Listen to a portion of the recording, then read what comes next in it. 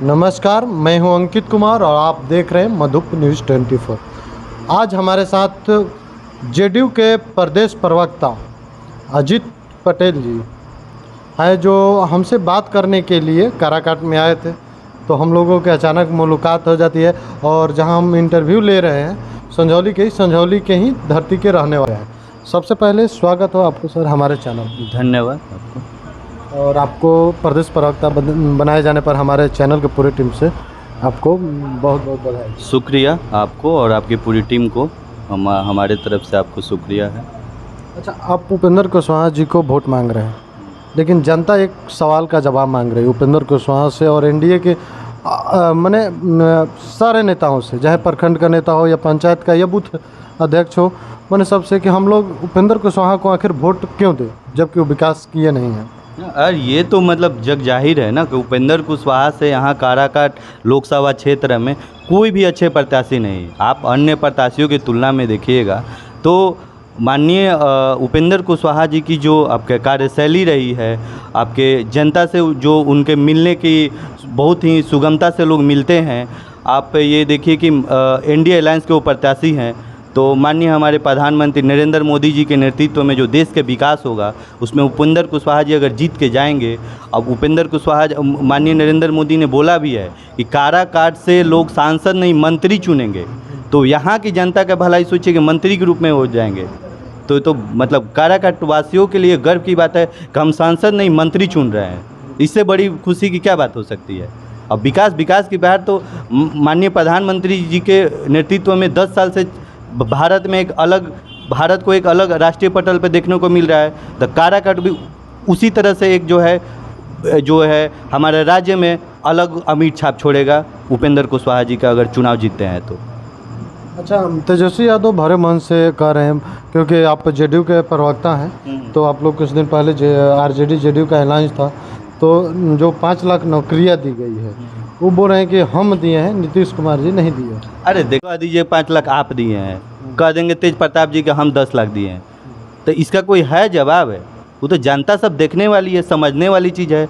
क्या जो जॉब लिए हैं तो क्या वो पढ़े लिखे, तो उनको नहीं पता कि जॉब हमको कौन दिए? जॉब का नोटिफिकेशन बीपीएससी से कहाँ से होता है? बिना क्या कैबिनेट के अप्रूवल से होता है? अगर वो पढ़े, दिक्कत क्या है कि पढ़े, वो तो है 9वीं पास, तो वो कैबिनेट के डिसीजन और ये सब चीज़ें है क्या जनता में? तो उनको जो है आपको एक तरह से मिस इन्फॉर्म करना है वोट लेने के लिए, लेकिन जनता सब जानती है। तो आप जब देखिएगा कि अब अगर हम पूछे कि भाई उन्होंने लालू जी की जब सरकार थी तो काहे नहीं दे दिए, कितना लाख जॉब दिए, वो तो नहीं बोलते हैं। वो नीतीश जी के काम को ही गिना रहे हैं। असली बात है कि नीतीश जी ही 17 महीना उनको रोजगार दिए, डिप्टी सीएम बनाएगा, अब तो बेरोजगार हो गए, तो गिनाना तो है ही। तो अभी हमारे माननीय मुख्यमंत्री नीतीश कुमार ने भी बोला है कि चुनाव के बाद फिर 10 लाख नौकरी का जो घोषणा किए हैं, जो हम विधानसभा चुनाव से पहले जो है उसको कंप्लीट करके दिखाएंगे आपको। तो तेजस्वी यादव जो कह रहे हैं तो उसमें कितनी सच्चाई है? सच्चाई अभी तो मतलब सच्चाई अभी तो मतलब कोसों दूर है उनका ना वक्तव्य कि 5 लाख नौकरी हम दिए। तो ये मतलब जो जॉब लिए हैं हम फिर आपको बता रहे हैं कि आप देखिए कि उसका जो है उनके जो शिक्षा मंत्रालय से ही आपका शिक्षक भर्ती में इतनी सारी वैकेंसी आई, तो उनके मंत्री तो ऑफिस भी नहीं जाते थे, तो वो मतलब वो बैठे बैठे तो नौकरी दे नहीं दिए। अच्छा, आपको नहीं लग रहा है कि एक तेजस्वी जो है पूरे केंद्रीय नेता और आपके मुख्यमंत्री जी को हिला के रखा है? क्योंकि एक काराकाट में सारे नेता उतर गए, अब उधर एक तेजस्वी यादव और मुकेश सहनी और दीपंकर भट्टाचार्य आ रहे, तो उनको पूछना चाहिए ना कि उनके साथ लोग क्यों नहीं रहे हैं, तो उनके पूछना चाहिए। बोल रहे हैं कि हम अकेले काफ़ी है। तो यही घमंड तो उनको बार बार टूटता है। यही विधानसभा में भी बोलते सरकार गिरा देंगे, चुनाव से पहले बोलते थे, तो ये घमंड है, अहम है, तो उनको मुबारकबाद। उनको तो चाहिए ना प्रियंका गांधी को बुलाना, अलायंस है, राहुल गांधी के जिले में आप रैली करते, तो घमंड है कि हम अकेले कर लेंगे, तो उनको अच्छा मुबारक है ये घमंड। वो तो 4 जून के बाद पता चल जाएगा कि अकेले हम कितना क्या लाए हैं, उनका वजूद रहेगा तब तो। उनका क्या 4 जून के बाद तो नीतीश कुमार उन्हीं के साथ जा रहे हैं। ये अच्छा आपका प्रश्न है। ये जो आपका दीवा स्वप्न इसको कहिए या ख्याली पुलाव है कि बिना नीतीश जी के वो चुनाव जीत नहीं सकते। उनकी पार्टी के कार्यशैली है या उनकी जब सरकार रही है लालू यादव की, सभी लोगों ने देखा है। तो ये दीवा स्वप्न है। अब जनता के सामने कुछ तो बोलना है कि भाई हमारा कुछ खाता भी खुल जाए, नीतीश जी के नामे पे खाता खुल जाए कुछ, तो वो तो बोलेंगे ही कि नीतीश जी हमारे साथ आ रहे हैं भाई। जब जब जब जब नीतीश जी ने खुद बोल दिया कि भाई अब हमको एनडीए अलायंस में ही रहेंगे, तो ये मतलब जनता में भ्रामक बातें करने वाली है। और हमको नहीं लग रहा कि ऐसे मतलब सस्ता स्टेटमेंट प्रतिपक्ष के नेता को देना चाहिए। अब नीतीश जी के भरोसे ही चल रहे हैं क्या? आपकी पार्टी नीतीश जी के भरोसे ही चल रही है? नीतीश जी के नाम पे ही वोट लेना चाह रहे हैं? नीतीश जी के नाम पे नहीं, लेकिन पिछड़ों का तो राजनीति कर रहे हैं, क्योंकि पिछड़ों को काफ़ी मैंने सीट दिए हैं। पिछड़े की बात कर रहे हैं तेजस्वी यादव, और नीतीश कुमार जी उस तरह का नहीं दिख रहे हैं। कहाँ या भाजपा नहीं दिख रहे हैं? कहाँ भाजपा ने? नीतीश कुमार जी अगड़ा के नेता हैं। तो आगरा के साथ भाजपा को तो बोल रहे हैं कि अगड़ी की पार्टी है, तो आप उन्हीं के ना कोई साथ हैं। अगड़ा पिछड़ा नहीं है। यहाँ समावेशी विकास, दूरदर्शी सोच, न्याय के साथ विकास। नीतीश कुमार न अगड़ा न पिछड़ा, कोई भेदभाव धार्मिक चीज़ें नहीं है, ठीक है। आप नीतीश कुमार की सरकार के देखिएगा 2005 में उनका नारा था जस्टिस विथ डेवलपमेंट, न्याय के साथ विकास, चौमुखी विकास, समावेशी विकास। तो कोई इसमें न अगड़ा न पिछड़ा न ये सब कोई नहीं। जितना माननीय मुख्यमंत्री नीतीश कुमार जी पिछड़ा अति पिछड़ा समाज के लिए किया है, कोई सरकार न किया है न आगे कर पाएगा। ये एक तरह से माइलस्टोन काम है। पिछड़ों का अति पिछड़ा आपका पंचायती राज में अति पिछड़ा का आरक्षण, नौकरी में आरक्षण, महिलाओं के 35% रिजर्वेशन कौन सरकार दिया? इतना कौन किया? मुस्लिमों के लिए अलग मतलब आपको कहिए कि जो काम किए हैं आपके जो मस्जिद में जो उन लोग का होता है, या घेराबंदी है कब्रिस्तान का, या भागलपुर दंगे लोगों का जांच करवा के उनको जस्टिस दिलवाए, इतना कौन किया है? मुस्लिम समाज बोलता है कि नीतीश जी हमारे रहनुमा है, वो हमारे रहनुमा है। आप देखिएगा अररिया के चुनाव में क्या हुआ, अभी देखिएगा रिजल्ट 4 को आएगा।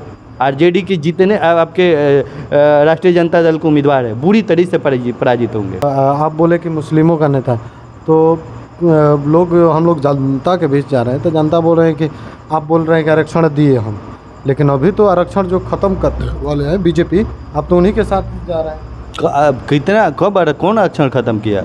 400 पर तो बोल रहे हैं कि संविधान चेंज करके आरक्षण खत्म कर देंगे। अच्छा, ये आपको बोले हैं? है किसी के दम में तो भारतीय संविधान को कोई ख़त्म कर सकता है? आप तो यही ना बोल रहा है। विपक्ष क्या? विपक्ष की ही बात को मान लीजिए भाई। कोई भी देश संविधान से चलता है। संविधान में के मूल अवधारणा में है आपका जो आरक्षण का प्रावधान है, बाबा साहब अम्बेडकर के संविधान को कोई देश में इसमें नहीं बदल सकता है। ये मिथ्या भ्रामक बात है, जनता सब समझती है।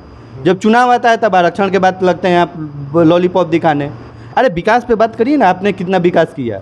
जब आपकी सरकार थी था आप कितने लोगों को रोजगार दिए? आपके यहाँ लॉ एंड ऑर्डर की क्या स्थिति थी? आरक्षण पे आप खेल के वो सब समझती है। आरक्षण दे रहे हैं हम, हमारे यहाँ मुख्यमंत्री नीतीश जी हैं, वो आरक्षण के महिलाओं को आरक्षण में ही लाए। अभी आपके जो जनगणना का जो रिपोर्ट हुआ, जातिगत जनगणना हुआ, कानून में बदलाव लाकर विधानसभा में सारे दलों को एक साथ ला के माननीय मुख्यमंत्री ने जातिगत आरक्षण किया। उसमें अति जो पिछड़ा जाति है, जो हाईकोर्ट ने रोक भी लगाया था, उसको जो है कानून में बदलाव करके आपके जो चुनाव है उसमें इन्होंने लागू करवाया। तो आरक्षण तो अब देखिए ना, लागू दे कौन रहा, अधिकार दे कौन रहा है? अब मौखिक बोलने से नहीं होता है ना, आप चिल्लाते रहिए, झूठ सच बोलते रहिए, और हम इस चीज़ को लागू करके दिखा रहे हैं आपको। अच्छा, नीतीश कुमार जी बड़ा महिलाओं की बात करते हैं हमेशा। मैंने जब से उनकी सरकार बनी है, महिलाओं का उनको साइलेंट वोटर भी कहा जाता है, क्योंकि महिलाएं चुपचाप घरे कुछ और कोई देगा, वो लोग जाके नीतीश कुमार को वोट करती है। लेकिन इस बार के चुनाव में राहुल गांधी काफ़ी एक अच्छे बोल रहे हैं कि साल में हम 1 लाख रुपया देंगे महिलाओं को, और 4 जून को सरकार बनेगी, अगले महीना से हम 1 लाख रुपया। देखिए, महिलाएं अब पढ़ी लिखी हो गई है, अब महिलाओं को बेवकूफ़ नहीं बना सकते। महिलाओं के लिए जितना नीतीश कुमार जी ने किया है काम, कहीं भी चले जाइए, भारत के किसी राज्य में नहीं हुआ है। आपके जीविका जैसे योजना से महिलाओं के आपके रहन सहन में, आपके महिलाओं के उत्थान में जितना काम हुआ, जीविका ऐसा योजना हुआ कि भारत सरकार ने भी ये योजना का अपनाने का काम किया। करीब 1 करोड़ महिलाओं को जीविका के माध्यम से स्वावलंबी बनाया गया। तो बोलना और एक करना, कथनीय करनी सुने हैं ना भोजपुरी में, तो दोनों में अंतर होता है। आप बोल रहे हैं और नीतीश जी उससे पहले करके दिखा दे रहे हैं। दिखा दिए। आप देखिए बिहार जब रोड पे चलते हैं ना, राजधानी में जाइए या कहीं भी, अब तो जिला पुलिस में भी काफ़ी महिलाओं की भागीदारी रह रही है। जाइएगा आपको ट्रैफिक में देखेगा महिलाएं सीटी बजा रही है और ट्रैफिक खाली करा रही है। कितनी लोग वर्दी में जो बिहार पुलिस की जो अपनी सेवा कर रही है राज्य को नौकरी के माध्यम से, ये किसका परिवर्तन लाया हुआ है? राहुल गांधी जी ला दिए थे। तो फिर महिलाओं को बेवकूफ़ बना दीजिएगा। महिलाओं को साइलेंट वोटर कहा क्यों जाता है? क्यों नीतीश कुमार के कामों को पसंद करती है? अच्छा, मोदी सरकार में बेरोजगारी तो बढ़ी हुई है, तो इसको आप किस तरह से देखें? क्या आपका डेटा है कि कितना बेरोजगारी बढ़ा है? हम नहीं बोल रहे, कौन बोला? विपक्ष बोल रहे हैं। ओह, तो अब विपक्ष के हर बात को अब हम मतलब अब उसके झूठ बात को भी हम बोलते जाएं। हमारा काम है, हमारी सरकार जो जो कर रही है हम बताएंगे। विपक्ष झूठ बोलते बोलते रहे, जनता सब समझती है। अच्छा, देश में जातीय जनगणना होना चाहिए या नहीं? देखिए बता रहे, इसमें जातीय जनगणना होना चाहिए या नहीं चाहिए, ना होना चाहिए, ये ऑलरेडी नीतीश कुमार जी ने दिखा चुके हैं कि हमारे यहाँ जातिगत जनगणना रिपोर्ट जारी हो चुका है, करके दिखाया गया है। तो बिहार में से सरकार ने आपकी जो भी योजनाएं लागू होना है, तो जिस आपका रेशियो में है, जिस जाति का प्रतिनिधित्व है, वो करके दिखाया जा रहा है। तो जातीय जनगणना रिपोर्ट पे बहुत लोगों का अलग अलग मंतव्य है, लेकिन हमारी पार्टी का मानना है कि जातीय जनगणना रिपोर्ट होनी चाहिए। काराकाट लोकसभा और संझौली प्रखंड के खासतौर पे, क्योंकि संझौली आपका होम टाउन हुआ और मैंने घर ही हुआ अपना, तो संझौली की जनता के लिए क्या कहा? ना, काराकाट में संझौली ऐसा नहीं है, पूरा काराकाट हमारे लिए घर है। पूरा काराकाट की लोकसभा के जितना एरिया है आप देखिएगा, वाकिफ़ है। अब जब निकलिए यहाँ पे लोग देख रहे हैं आपका कि काराकाट में भी क्या चल रहा है, कौन से उम्मीदवार पे, मतलब हम पहले भी आपको बताए हुए हैं कि माननीय उपेंद्र कुशवाहा जी ही काराकाट के हालत बदले हैं और आगे भी बदलेंगे। यहाँ के जनताओं से क्या अपील करना चाहिए? ना, अपील हमारे नेता सभी लोग कर रहे हैं। अपील क्या है, ये तो लोकसभा चुनाव है, सब जो भी नागरिक है उनका अधिकार है, और वो देख रहे हैं कि हमारा जो काराकाट की जनता, काराकाट विकास कौन करेगा, काराकाट के हालात कौन बदलेगा। माननीय प्रधानमंत्री नरेंद्र मोदी जी और माननीय मुख्यमंत्री नीतीश कुमार के नेतृत्व में ही बदलाव होगा। तो क्लियर कट है, एकदम क्लियर कट है। जनता एकदम बोल रही है कि हम चुनेंगे उसी को जो हमारा विकास किया है और आगे करेगा। धन्यवाद सर। देखिए, प्रदेश प्रवक्ता अजीत पटेल जी थे, जो कि हम लोग सुन रहे थे। ऐसी तमाम खबरों के लिए बने रहे हमारे साथ। धन्यवाद।